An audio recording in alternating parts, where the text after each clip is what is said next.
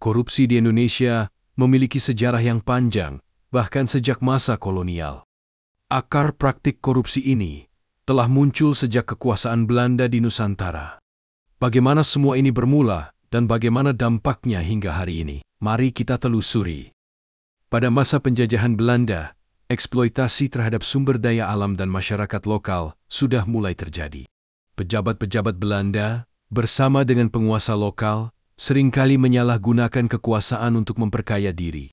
Salah satu contoh nyata adalah sistem tanam paksa atau kultuursstelsel pada abad ke-19 di bawah Gubernur Jenderal Johannes van den Bosch.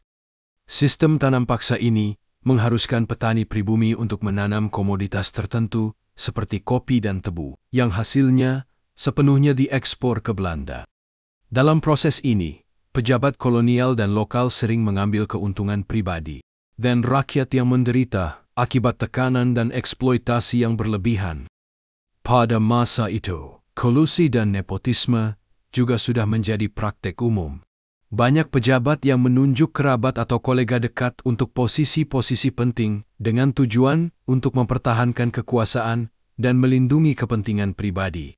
Praktik ini semakin memperkuat budaya korupsi yang kemudian mengakar kuat. Sistem feodalisme yang berlaku di Nusantara turut memperkuat praktik korupsi ini. Struktur sosial yang hierarkis membuat para pemimpin lokal memiliki kekuasaan absolut yang jarang dipertanyakan.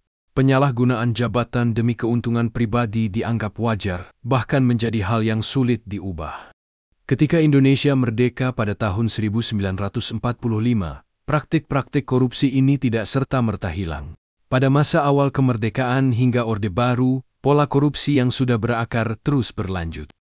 Pemerintah baru warisi struktur birokrasi kolonial yang rumit, yang membuat celah bagi pejabat untuk melakukan manipulasi demi kepentingan pribadi. Pada era Orde Baru, korupsi semakin melembaga dengan sistem yang disebut KKN, korupsi, kolusi, dan nepotisme. Presiden Soeharto dan lingkaran dekatnya membangun jaringan bisnis yang menguntungkan, di mana akses ekonomi dan politik dikendalikan segelintir pihak.